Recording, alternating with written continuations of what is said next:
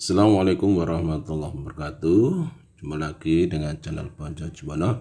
Kali ini akan menyampaikan rangkuman materi PPKN kelas 11 semester 1. Bab 1, harmonisasi hak dan kewajiban asasi manusia dalam perspektif Pancasila. Sebelum lanjut ke pembahasan, jangan lupa dukung channel ini dengan subscribe, like, share, dan komen. A. Konsep hak dan kewajiban asasi manusia.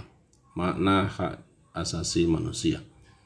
Menurut Undang-Undang RI Nomor 39 Tahun 1999, hak asasi manusia adalah seperangkat hak yang melekat pada hakikat dan keberadaan manusia sebagai makhluk Tuhan Yang Maha Esa dan merupakan anugerahnya yang wajib dihormati, dijunjung tinggi dan dilindungi oleh negara, hukum, pemerintah, dan setiap orang demi kehormatan serta perlindungan harkat dan martabat manusia.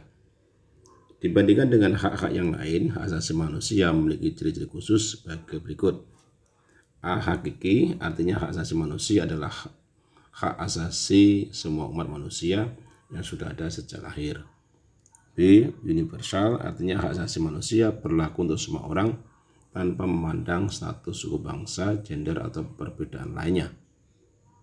C. Tidak dapat dicabut, artinya hak asasi manusia tidak dapat dicabut atau diserahkan kepada pihak lain. D. Tidak dapat dibagi, artinya semua orang berhak mendapatkan semua hak, apakah hak sipil dan politik atau hak ekonomi, sosial, dan budaya. Makna kewajiban asasi manusia. Kewajiban secara sederhana dapat diartikan sebagai segala sesuatu yang harus dilaksanakan dengan penuh tanggung jawab. Ketentuan pasal 1 ayat 2 Undang-Undang RI Nomor 39 Tahun 1999 tentang hak asasi manusia menyatakan kewajiban dasar manusia adalah seperangkat kewajiban yang apabila tidak dilaksanakan tidak memungkinkan terlaksananya dan tegaknya hak asasi manusia. B. Substansi hak dan kewajiban asasi manusia dalam Pancasila. Pancasila menjamin hak dan kewajiban asasi manusia melalui nilai-nilai yang terkandung di dalamnya. Nilai-nilai Pancasila dapat dikategorikan menjadi 3, yaitu nilai dasar, nilai instrumental, dan nilai praksis. Ketiga kategori nilai Pancasila tersebut mengandung jaminan atas hak asasi manusia, sebagaimana dipaparkan berikut ini. 1. Hak dan kewajiban asasi manusia dalam nilai dasar Pancasila. Nilai dasar berkaitan dengan hakikat kelima sila Pancasila, yaitu nilai ketuhanan Yang Maha Esa, nilai kemanusiaan yang adil dan beradab, nilai persatuan Indonesia, nilai kerakyatan yang dipimpin oleh hikmat kebijaksanaan dalam permusyawaratan perwakilan, dan nilai keadilan sosial bagi seluruh rakyat Indonesia. Hak dan kewajiban asasi manusia dalam nilai instrumental Pancasila. Nilai instrumental merupakan penjabaran dari nilai-nilai dasar Pancasila. Nilai instrumental sifatnya lebih khusus dibandingkan dengan nilai dasar. Dengan kata lain, nilai instrumental merupakan pedoman pelaksanaan kelima sila Pancasila. Hak dan kewajiban asasi manusia dalam nilai praksis sila-sila Pancasila. Nilai praksis merupakan realisasi nilai-nilai instrumental suatu pengalaman dalam kehidupan sehari-hari. Nilai praksis Pancasila senantiasa berkembang dan selalu dapat dilakukan perubahan dan perbaikan sesuai perkembangan zaman dan aspirasi masyarakat. Hal tersebut dikarenakan Pancasila merupakan ideologi yang terbuka. C. Faktor-faktor pelanggaran hak asasi manusia. 1. Faktor internal meliputi 1. Sikap egois atau terlalu mementingkan diri sendiri. 2. Rendahnya kesadaran hak asasi manusia. 3. Sikap tidak toleran. Yang kedua, faktor eksternal meliputi 1. Penyalahgunaan kekuasaan. 2. Ketidaktegasan aparat penegak hukum. 3. Penyalahgunaan teknologi. 4. Kesenjangan sosial dan ekonomi yang tinggi. Kasus pelanggaran hak asasi manusia di Indonesia. Yang pertama, kerusuhan Tanjung Priok tanggal 12 September 1984. Dalam kasus ini 24 orang tewas, 36 orang luka berat, dan 19 orang luka ringan. Keputusan majelis hakim terhadap kasus ini menetapkan 14 terdakwa seluruhnya dinyatakan bebas. 2. Penyerbuan kantor Partai Demokrasi Indonesia pada tanggal 27 Juli 1996. Dalam kasus ini, 5 orang tewas, 149 orang luka-luka, dan 23 orang hilang. Keputusan majelis hakim terhadap kasus ini menetapkan 4 terdakwa dinyatakan bebas dan 1 orang terdakwa divonis 2 bulan 10 hari. 3. Penembakan mahasiswa Universitas Trisakti pada tanggal 12 Mei 1998. Dalam kasus ini 4 orang mahasiswa tewas. Mahkamah Militer yang menyidangkan kasus ini memvonis 2 terdakwa dengan hukuman 4 tahun 4 bulan penjara. 4 terdakwa divonis 2 sampai 5 bulan penjara dan 9 orang terdakwa divonis penjara 3 sampai 6 tahun. 4. Tragedi Semanggi 1 pada tanggal 13 November 1998. Dalam kasus ini 6 orang mahasiswa tewas. Kemudian terjadi lagi tragedi Semanggi 2 pada tanggal 24 September 1999 yang mengakibatkan seorang mahasiswa tewas. 5. Penculikan aktivis pada tahun 1997-1998. Dalam kasus ini 23 orang dinyatakan hilang, 9 orang diantaranya telah dibebaskan dan 13 orang belum ditemukan sampai saat ini. D. Upaya penegakan hak asasi manusia. Pemerintah Indonesia dalam proses penegakan hak asasi manusia ini telah melakukan langkah-langkah strategis diantaranya sebagai berikut. 1. Pembentukan Komisi Nasional Hak Asasi Manusia atau Komnas HAM. Komnas HAM mempunyai wewenang sebagai berikut. A. Melakukan perdamaian pada kedua belah pihak yang bermasalah. B. Menyelesaikan masalah secara konsultasi maupun negosiasi. C. Menyampaikan rekomendasi atas suatu kasus pelanggaran hak asasi manusia pada pemerintah dan DPR untuk ditindaklanjuti. D. Memberi saran kepada pihak yang bermasalah untuk menyelesaikan sengketa di pengadilan. 2. Pembentukan instrumen hak asasi manusia. A. Pada amandemen kedua Undang-Undang Dasar Negara Republik Indonesia tahun 1945 telah ditetapkan 1 bab tambahan dalam batang tubuh yaitu bab 10A.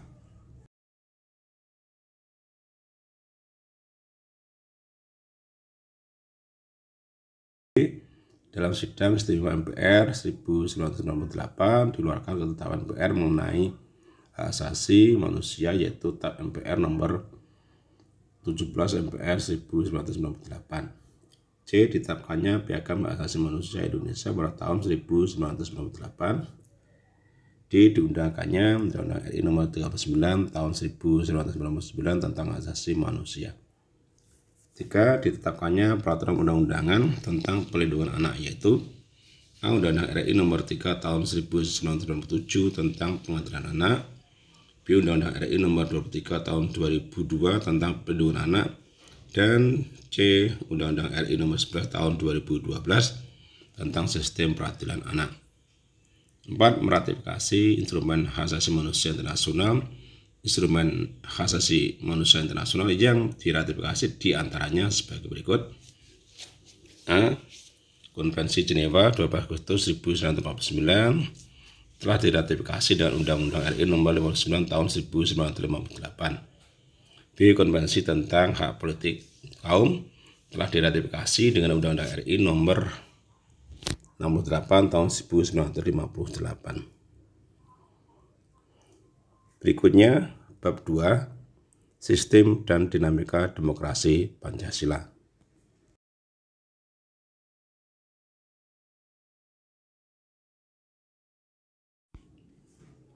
A. Hakikat demokrasi.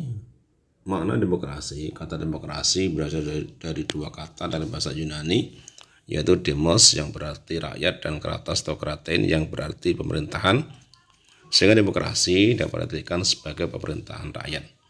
Klasifikasi demokrasi. A. Berdasarkan titik berat perhatiannya meliputi 1. Demokrasi formal, yaitu demokrasi yang menjunjung tinggi persamaan dalam bidang politik tanpa disertai upaya untuk mengurangi atau menghilangkan kesenjangan dalam bidang ekonomi.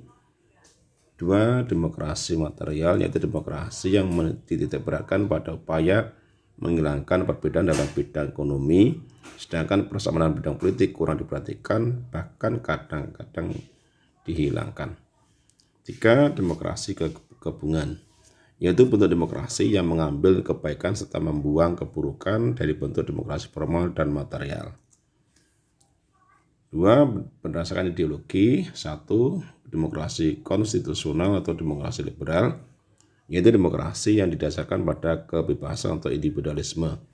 Ciri khas pemerintahan demokrasi konstitusional adalah kekuasaan pemerintahnya terbatas dan tidak diperkenankan banyak melakukan campur tangan dan bertindak sewenang-wenang terhadap rakyatnya. 2. Demokrasi rakyat atau demokrasi proletar, itu demokrasi yang didasarkan pada paham Marxisme Komunisme. Demokrasi rakyat mencita-citakan kehidupan yang tidak mengenal kelas sosial. Manusia dibebaskan dari keterikatannya kepada pemilihan pribadi tanpa ada penindasan serta paksaan. 3.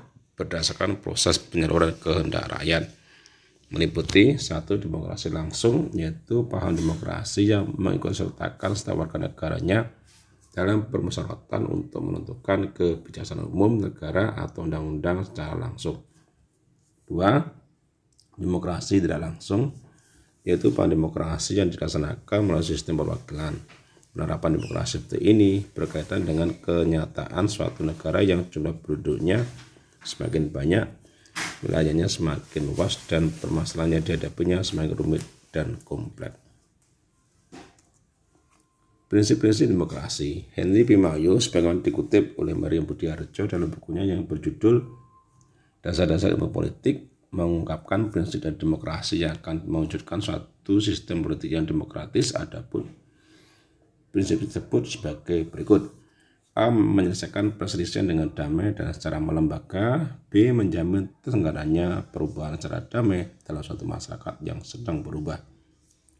C. Menyelenggarakan pergantian pimpinan secara teratur. D. Membatasi pemakaian kekerasan sampai minimum. E. Mengakui serta menganggap wajar adanya keanekaragaman. F. Menjamin tegaknya keadilan. B. Dinamika penerapan demokrasi Pancasila. Prinsip-prinsip demokrasi di Indonesia. Demokrasi Pancasila adalah kerakyatan yang dipimpin oleh hikmat kebijaksanaan dalam permusyawaratan perwakilan yang berketuhanan Yang Maha Esa, yang berperi kemanusiaan yang adil dan beradab, yang mempersatukan Indonesia, dan yang berkeadilan sosial bagi seluruh rakyat Indonesia.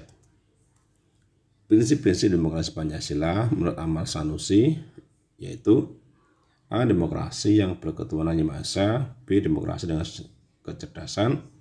C. Demokrasi yang berkeadilan rakyat. D. Demokrasi dengan rule of law. E. Demokrasi dengan pemisahan kekuasaan negara. F. Demokrasi dengan hak asasi manusia. G. Demokrasi dengan pengadilan yang merdeka. H. Demokrasi dengan otonomi daerah. I. Demokrasi dengan kemakmuran. J. Demokrasi yang berkeadilan sosial. Periodisasi perkembangan demokrasi Pancasila. A. Pelaksanaan demokrasi di Indonesia pada periode 1945 sampai 1949. Meskipun tidak banyak catatan sejarah yang menyangkut perkembangan demokrasi pada periode ini, tetapi pada periode tersebut telah diletakkan hal-hal mendasar bagi perkembangan demokrasi di Indonesia untuk masa selanjutnya.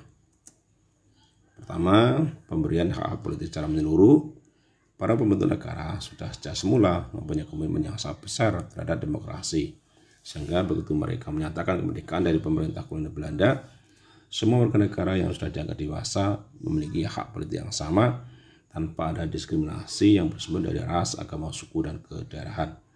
Kedua, presiden yang secara konstitusional memiliki kemungkinan untuk menjadi seorang diktator dibatasi kekuasaannya ketika Komite Nasional Indonesia Pusat atau KNIP dibentuk untuk menggantikan parlemen.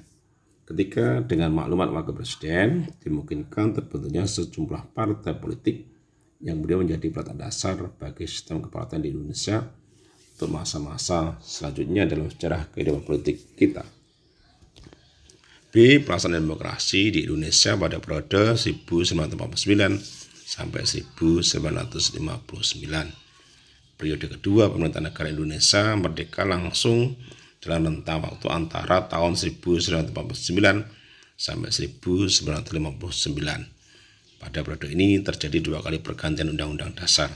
Pertama, pergantian Undang-Undang Dasar 1945 dengan Konstitusi RIS pada rentang waktu 27 Desember 1949 sampai dengan 17 Agustus 1950.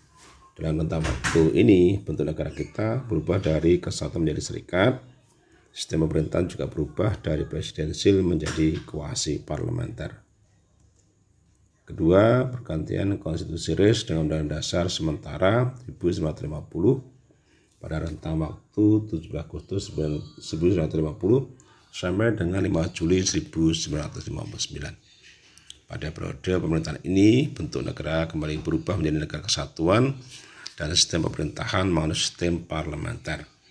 Dengan demikian, dapat disimpulkan bahwa pada periode 1949 sampai dengan 1959, negara kita menganut demokrasi parlementer. Demokrasi parlementer hanya bertahan selama 9 tahun seiring dengan dikeluarkannya dekret oleh Presiden Soekarno pada tanggal 5 Juli 1959 yang membubarkan konstituante dan kembali kepada Undang-Undang Dasar 1945. C. Pelaksanaan demokrasi di Indonesia pada periode 1959 sampai 1965. Era demokrasi dan pemerintahan Indonesia mulai dimasuki, yaitu suatu konsep demokrasi yang oleh Presiden Soekarno disebut sebagai demokrasi terpimpin. Maksud konsep terpimpin ini yang alam pandangan Presiden Soekarno adalah dipimpin oleh hikmat kebijaksanaan dalam permusyawaratan dan perwakilan. Demokrasi terpimpin merupakan pembalian total dari proses politik yang berjalan pada masa demokrasi parlementer. Adapun karakteristik yang utama dari perpolitikan pada era demokrasi terpimpin sebagai berikut. Pertama, mengaburnya sistem kepartean. Kedua, dengan terbentuknya Dewan Perwakilan Rakyat Gotong Royong atau DPRGR, peranan lembaga legislatif dalam sistem politik nasional menjadi sedemikian lemah. Ketiga, hak dasar manusia menjadi sangat lemah. Kritik dan saran dari lawanan politik presiden tidak banyak diberikan. Keempat, masa demokrasi terpimpin membuat kebebasan pers berkurang. Kelima, sentralisasi kekuasaan semakin dominan dalam proses hubungan antara pemerintah pusat dan daerah. Dari 5 karakter di atas, kita dapat menyimpulkan bahwa pada era demokrasi terpimpin terdapat penyimpangan-penyimpangan terhadap demokrasi. Di pelaksanaan demokrasi di Indonesia pada periode 1965 sampai 1998. Era baru dalam pemerintahan dimulai setelah masa transisi yang singkat, yaitu antara tahun 1966 sampai 1968. Ketika Jenderal Soeharto dipilih menjadi Presiden Republik Indonesia, era yang kemudian dikenal sebagai Orde Baru dengan konsep demokrasi Pancasila. Visi utama pemerintahan Orde Baru ini adalah untuk melaksanakan Pancasila dan Undang-Undang Dasar 1945 secara murni dan konsekuen dalam setiap aspek kehidupan masyarakat Indonesia. Dengan visi tersebut, Orde Baru memberikan secerca harapan bagi rakyat Indonesia. Rakyat Indonesia mengharapkan adanya perubahan-perubahan politik menjadi lebih demokratik. Harapan tersebut tentu saja ada dasarnya. Orde Baru dipandang mampu mengeluarkan bangsa ini keluar dari keterpuruan. Harapan rakyat tersebut tidak sepenuhnya terwujud karena sebenarnya tidak ada perubahan yang substantif dari kehidupan politik Indonesia. Dalam perjalanan politik pemerintahan Orde Baru, kekuasaan presiden merupakan pusat dari seluruh proses politik di Indonesia. Lembaga kepresidenan merupakan pengatur utama lembaga negara lainnya, baik yang bersifat infrastruktur meliputi DPR, MPR, DPA, BPK, dan MA, maupun yang bersifat infrastruktur seperti LSM, partai politik, dan sebagainya. Selain itu juga, Presiden Soeharto mempunyai sejumlah legalitas yang tidak dimiliki oleh siapapun seperti pengembangan sumber semar, Manadaris MPR, Bapak Pembangunan, dan Panglima Tertinggi ABRI. Pelaksanaan demokrasi di Indonesia pada periode 1998 sampai sekarang. Demokrasi yang ditetapkan negara kita pada era reformasi ini adalah demokrasi Pancasila. Tentu saja dan dengan karakteristik yang berbeda dengan Orde Baru dan sedikit mirip dengan demokrasi parlementer pada tahun 1950 sampai 1959. kondisi demokrasi di Indonesia ini dapat diibaratkan sedang menuju ke arah kesempurnaan. Akan tetapi jalan terjal menuju itu tentu saja selalu menghadang. Tugas kita adalah mengawal demokrasi ini supaya teraplikasikan dalam seluruh aspek kehidupan. C. Membangun kehidupan demokratis di Indonesia. Pertama, pentingnya kehidupan yang demokratis. Pada hakikatnya, sebuah negara dapat disebut sebagai negara demokratis apabila di dalam pemerintahan tersebut rakyat memiliki persamaan di depan hukum, memiliki kesempatan untuk berpartisipasi dalam pembuatan keputusan dan memperoleh pendapatan yang layak karena terjadi distribusi pendapatan yang adil serta memiliki kebebasan yang bertanggung jawab. Berdasarkan di atas dapat dipahami bahwa kehidupan demokratis penting dikembangkan dalam berbagai kehidupan. Seandainya kehidupan yang demokratis tidak terlaksana, maka asas kedaulatan rakyat tidak berjalan. Tidak ada jaminan hak asasi manusia, tidak ada persamaan di depan hukum. Jika demikian tampaknya kita akan semakin jauh dari tujuan mewujudkan masa adil dan makmur berdasarkan Pancasila. Perilaku yang mendukung tegaknya nilai-nilai demokrasi. Untuk menjalankan kehidupan demokratis, kita bisa mulainya dengan cara menampilkan beberapa prinsip di bawah ini dalam kehidupan sehari-hari, yaitu A. Membiasakan diri untuk berbuat sesuai dengan aturan main atau hukum yang berlaku. B. Membiasakan diri untuk bertindak demokratis dalam segala hal. C. Membiasakan diri untuk menyelesaikan persoalan dengan musyawarah. D. Membiasakan diri untuk mengadakan perubahan secara damai tidak dengan kekerasan. E. Membiasakan diri untuk memilih pemimpin melalui cara-cara yang demokratis. F. Selalu menggunakan akal sehat dan hati nurani dalam musyawarah. G. Selalu mempertanggungjawabkan keputusan musyawarah kepada Tuhan Yang Maha Esa, masyarakat, bangsa dan negara, bahkan diri sendiri. H. Menuntut hak setelah melaksanakan kewajiban. I. Menggunakan kebebasan dengan rasa tanggung jawab. J. Menghormati hak orang lain dalam menyampaikan pendapat. K. Membiasakan diri memberikan kritik yang bersifat membangun. Bab 3. Sistem hukum dan peradilan di Indonesia. A. Sistem hukum di Indonesia. 1. Makna dan karakteristik hukum. Meskipun sudah merumuskan definisi yang baku mengenai hukum, di dalam hukum terdapat beberapa unsur, diantaranya sebagai berikut. A. Peraturan mengenai tata laku manusia dalam pergaulan masyarakat. B. Peraturan itu dibuat dan ditetapkan oleh badan-badan resmi yang berwajib. C. Peraturan itu bersifat maksa. D. Sanksi terhadap pelanggaran peraturan tersebut adalah tegas. Hukum dapat memaksa seorang untuk mentaati tata tertib yang berlaku dalam masyarakat dan terhadap orang yang tidak menaatinya akan diberikan sanksi yang tegas. Dengan demikian, suatu ketentuan hukum mempunyai tugas berikut. 1. Menjamin kepastian hukum bagi setiap orang di dalam masyarakat. 2. Menjamin ketertiban, ketentraman, kedamaian, keadilan, kemakmuran, kebahagiaan, dan kebenaran. 3. Menjaga jangan sampai terjadi perbuatan manajemen sendiri dalam pergaulan masyarakat. 2. Pengelolaan hukum. A. Berdasarkan sumbernya. 1. Hukum undang-undang, yaitu hukum yang tercantum dalam peraturan perundang-undangan. 2. Hukum kebiasaan, yaitu hukum yang terletak dalam aturan-aturan kebiasaan. 3. Hukum traktat, yaitu hukum yang ditetapkan oleh negara-negara dalam suatu perjanjian antar negara atau traktat.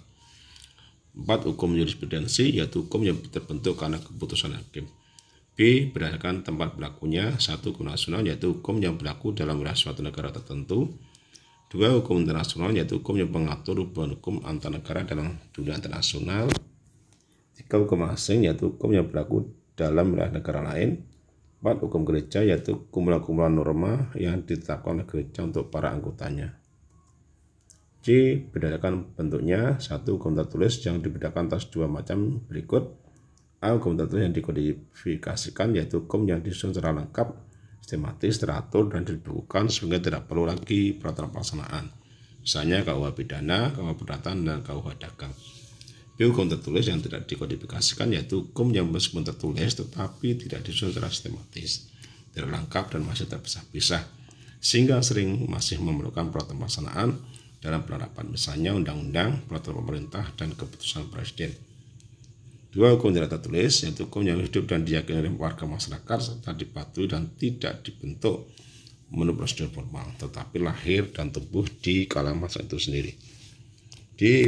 Berdasarkan waktu berlakunya. 1. Ius constitutum atau hukum positif, yaitu hukum yang berlaku sekarang bagi suatu masyarakat tertentu dalam suatu daerah tertentu, misalnya Undang-Undang Dasar Negara Republik Indonesia tahun 1945 Undang-Undang RI nomor 12 tahun 2006 tentang Kewarganegaraan Republik Indonesia.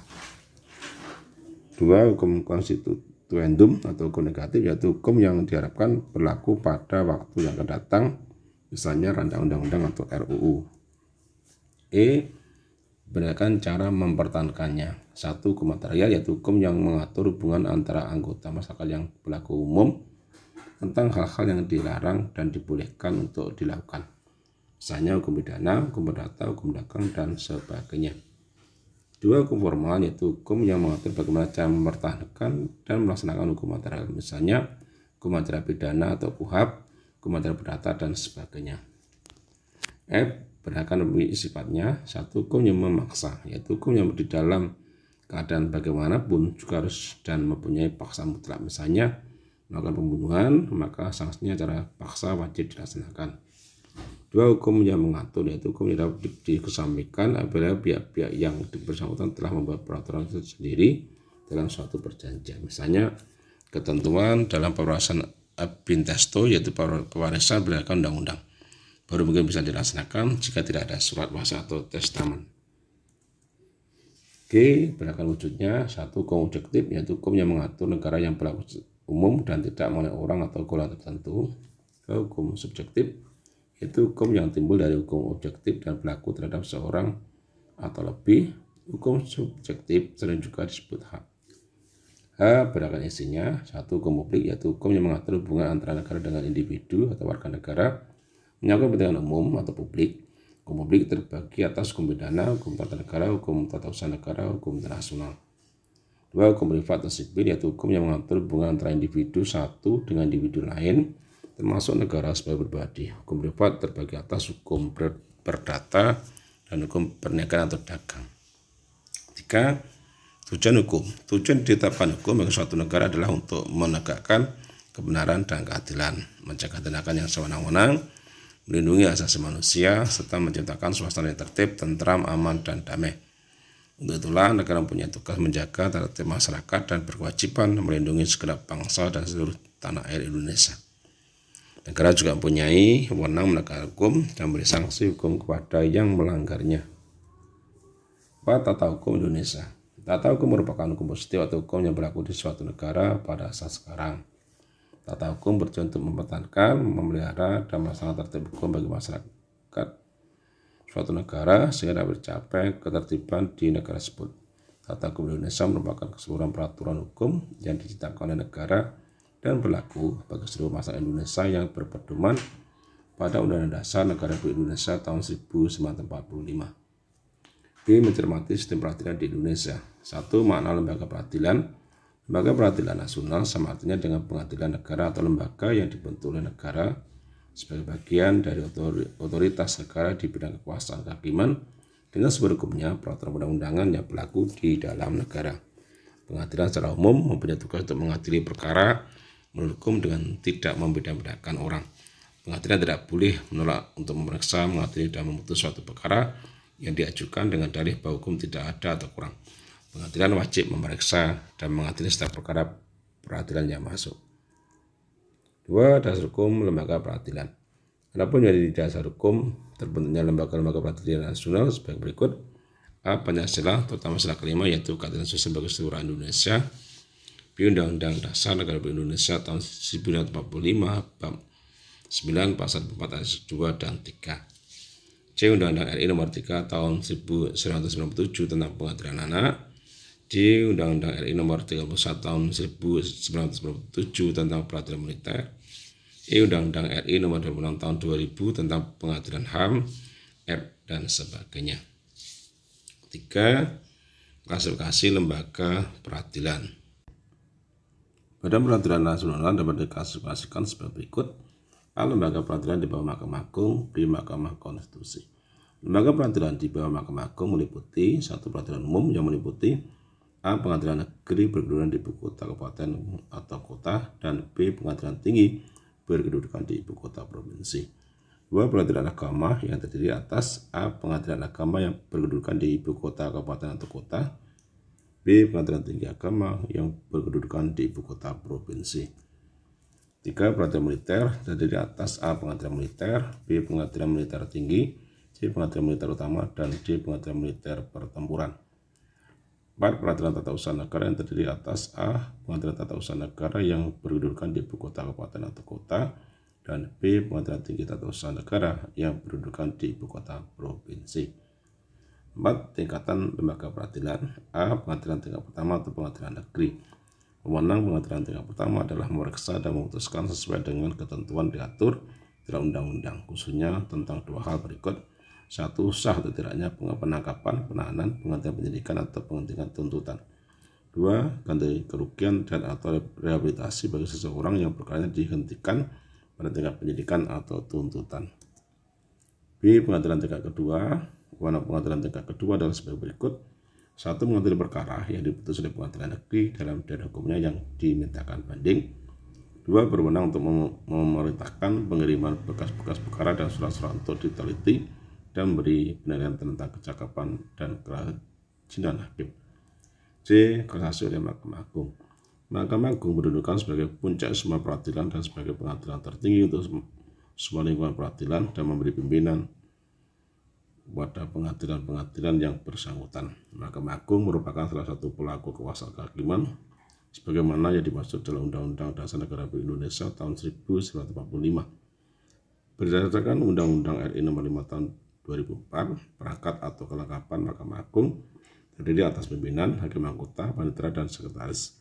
Pimpinan dan hakim anggota Mahkamah Agung adalah Hakim Agung. Pimpinan Mahkamah Agung terdiri atas seorang ketua, 2 orang wakil ketua, dan beberapa orang ketua muda. Wakil ketua Mahkamah Agung terdiri atas wakil ketua bidang yudisial dan wakil ketua bidang non-yudisial. Dalam hal kasasi, yang menjadi wewenang Mahkamah Agung adalah membatalkan atau menyatakan tidak sah putusan hakim pengadilan tinggi karena putusan itu salah atau tidak sesuai dengan undang-undang. Hal tersebut dapat terjadi karena alasan berikut. 1. Lalai memenuhi syarat-syarat yang diwajibkan oleh perundang-undangan yang mengancam kelalaian itu dengan batalnya perbuatan yang bersangkutan. 2. Melampaui batas wewenang. 3. Salah menawarkan atau karena melanggar ketentuan hukum yang berlaku. 5. Peran lembaga peradilan. A. Lingkungan peradilan umum. Kekuasaan kehakiman di lingkungan peradilan umum dirasakan oleh pengadilan negeri, pengadilan tinggi, dan Mahkamah Agung. Pengadilan negeri berperan dalam proses pemeriksaan, memutuskan dan menyelesaikan perkara pidana dan perdata di tingkat pertama. Pengadilan tinggi berperan dalam menyelesaikan perkara pidana dan perdata pada tingkat kedua atau banding. Selain itu, pengadilan tinggi juga berwenang mengadili tingkat pertama dan terakhir bila ada sengketa kewenangan mengadili antara pengadilan negeri dalam daerah hukumnya. Dalam pasal 20 ayat 2 Undang-Undang RI Nomor 48 tahun 2009 disebutkan bahwa Mahkamah Agung mempunyai wewenang berikut. 1. Mengadili pada tingkat kasasi tidak putusan yang diberikan pada tingkat terakhir oleh pengadilan semua lingkungan peradilan yang berada di bawah Mahkamah Agung. 2. Menguji peraturan undang-undangan di bawah undang-undang terhadap undang-undang. 3. Kewenangan lainnya yang diberikan undang-undang seperti memberikan pertimbangan hukum kepada Presiden dalam permohonan gerasi dan rehabilitasi. B. Lingkungan peradilan agama. Kekuasaan kehakiman di lingkungan peradilan agama dilakukan oleh pengadilan agama berdasarkan pasal 9 Undang-Undang RI Nomor 3 tahun 2006. Pengadilan agama bertugas dan berwenang memeriksa, memutus, dan menyelesaikan perkara di tingkat pertama antara orang-orang yang beragama Islam di bidang perkawinan, waris, wasiat, hibah, wakaf, zakat, infak, sedekah, dan ekonomi syariah. C. Lingkungan peradilan tata usaha negara. Peradilan tata usaha negara berperan dalam proses penyelesaian sengketa tata usaha negara. Sengketa tata usaha negara adalah sengketa yang timbul dalam bidang tata usaha negara antara orang atau badan hukum perdata dengan badan atau pejabat tata usaha negara baik di tingkat pusat maupun di daerah sebagai akibat dari dikeluarkannya keputusan tata usaha negara termasuk sengketa kepegawaian berdasarkan peraturan undang-undangan yang berlaku. Di lingkungan peradilan militer, peradilan militer berperan dalam menyelenggarakan proses peradilan dalam lembaga hukum pidana khususnya bagi pihak-pihak terkait. 1. Anggota TNI. 2. Seseorang yang menurut undang-undang dapat dipersamakan dengan anggota TNI. 3. Anggota jabatan atau golongan yang dapat dipersamakan dengan TNI menurut undang-undang. 4. Seseorang yang tidak termasuk dalam angka 1, 2, 3 tetapi menurut keputusan Menteri Pertahanan dan Keamanan yang ditetapkan berdasarkan persetujuan Menteri Hukum dan Perundang-undangan harus dihadiri oleh pengadilan militer. Mahkamah Konstitusi. Mahkamah Konstitusi terdiri atas 9 orang hakim konstitusi yang diajukan masing-masing 3 orang oleh DPR, Presiden, dan Mahkamah Agung, dan ditetapkan dengan keputusan Presiden. Susunan organisasinya terdiri atas seorang ketua merangkap anggota, seorang ketua merangkap anggota, dan 7 anggota hakim konstitusi. Masa jabatan hakim konstitusi adalah 5 tahun dan dapat dipilih kembali hanya untuk 1 kali masa jabatan. Ketua dan wakil ketua dipilih dari dan oleh hakim konstitusi untuk masa jabatan 3 tahun. Hakim konstitusi adalah pejabat negara. Mahkamah Konstitusi berwenang mengadili pada tingkat pertama terakhir yang keputusan bersifat final untuk perkara-perkara berikut. 1. Menguji undang-undang terhadap Undang-Undang Dasar Negara Republik Indonesia tahun 1945. 2. Memutus sengketa kewenangan lembaga negara yang kewenangan diberikan oleh Undang-Undang Dasar Negara Republik Indonesia tahun 1945. 3. Memutus pembubaran partai politik. 4. Memutus perselisihan tentang hasil pemilihan umum. C. Menampilkan sikap yang sesuai dengan hukum. 1. Berlaku yang sesuai dengan hukum. Ketaatan atau kepatuhan terhadap hukum yang berlaku merupakan konsep nyata dalam diri seseorang yang diwujudkan dalam berlaku yang sesuai dengan sistem hukum yang berlaku. Tingkat kepatuhan hukum yang diberikan oleh seorang warga negara secara langsung menunjukkan tingkat kesadaran hukum yang dimilikinya. Kepatuhan mengandung arti bahwa seseorang memiliki kesadaran. A. Memahami dan menggunakan peraturan undang-undang yang berlaku. B. Mempertahankan tertib hukum yang ada. Dan C. Menegakkan kepastian hukum.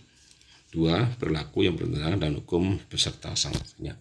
Perilaku yang bertentangan dengan hukum timbul sebagai akibat dari rendahnya kesadaran hukum.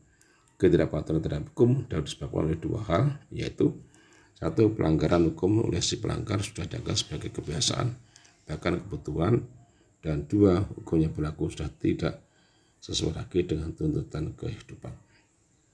Perilaku yang bertentangan dengan hukum menimbulkan dampak negatif baik kehidupan pribadi maupun kehidupan masyarakat. Ketidaknyamanan dan ketidakteraturan tentu saja akan selalu meliputi kehidupan kita jika hukum sering dilanggar atau tidak ditaati. Untuk mencegah terjadinya tindakan pelanggaran terhadap norma atau hukum, maka dibuatlah sanksi dari setiap norma atau hukum tersebut. Sanksi terhadap pelanggaran itu amat banyak ragamnya, misalnya sanksi hukum, sanksi sosial, dan sanksi psikologis. Sifat dan jenis sanksi dari setiap norma atau hukum berbeda satu sama lain, akan tetapi dari segi tujuannya sama, yaitu untuk mewujudkan ketertiban dalam masyarakat. Demikian yang dapat saya sampaikan, semoga bermanfaat. Terima kasih. Assalamualaikum warahmatullahi wabarakatuh.